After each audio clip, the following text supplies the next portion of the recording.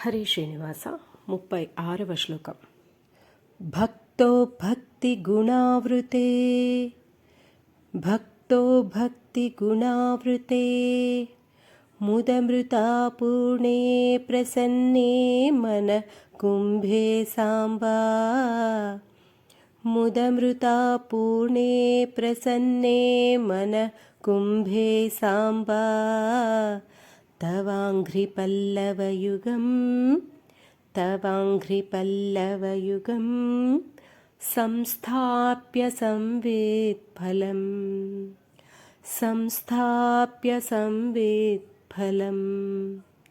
सत्वं मन्त्रमुदीरयन्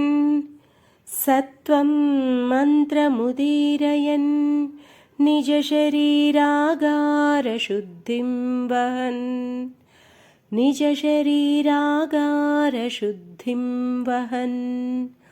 पुण्याहं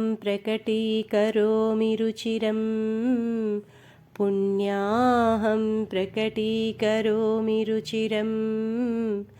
कल्याणमापादयन्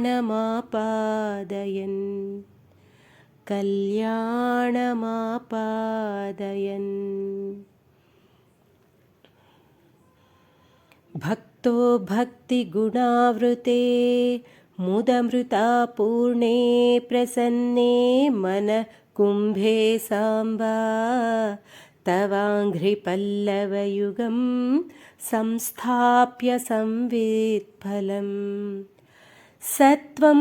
मन्त्रमुदीरयन् निजशरीरागारशुद्धिं वहन् पुण्याहं प्रकटीकरोमि रुचिरं कल्याणमापादयन् आम्नायां बुद्धिमादरेण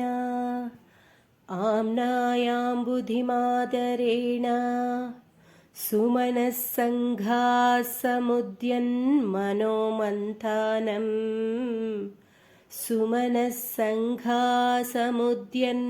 मनोमन्थानं दृढभक्तिरज्जुसहितं कृत्वा मथित्वा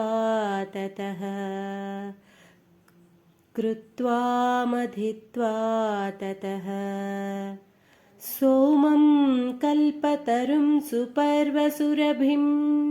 सोमं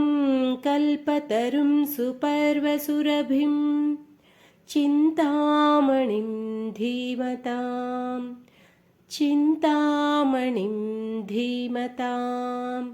नित्यानन्दसुधां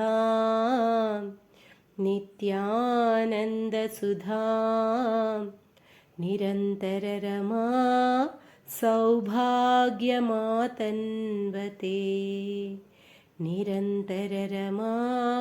सौभाग्यमातन्वते आम्नायां बुद्धिमादरेण सुमनः सङ्घासमुद्यन्मनोमन्थानं दृढभक्तिरज्जुसहितं कृत्वा मथित्वा ततः सोमं कल्पतरुं सुपर्वसुरभिं चिन्तामणिं धीमतां नित्यानन्दसुधां निरन्तररमा सौभाग्यमातन्वते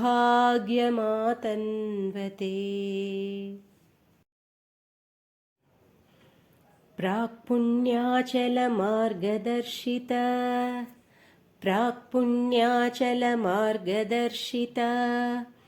सुधामूर्तिः प्रसन्नः शिवः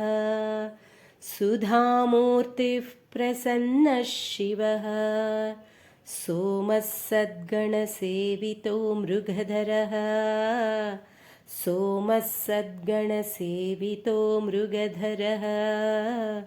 पूर्णस्तमोमोचकः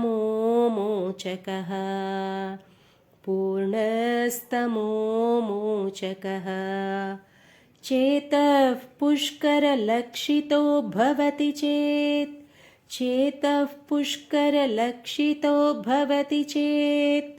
आनन्दपाथोनिधिः आनन्दपाथोनिधिः प्रागल्भ्येन विजृम्भते सुमनसाम् प्रागल्भ्येन विजृम्भते सुमनसां वृत्तिस्तदा जायते वृत्तिस्तदा जायते प्राक्पुण्याचलमार्गदर्शितसुधामूर्तिः प्रसन्नः शिवः सोमः सद्गणसेवितो मृगधरः पूर्णस्तमोमोचकः चेतः पुष्करलक्षितो भवति चेत् आनन्दपाथोनिधिः प्रागल्भ्येन विजृम्भते सुमनसां वृत्तिस्तदा जायते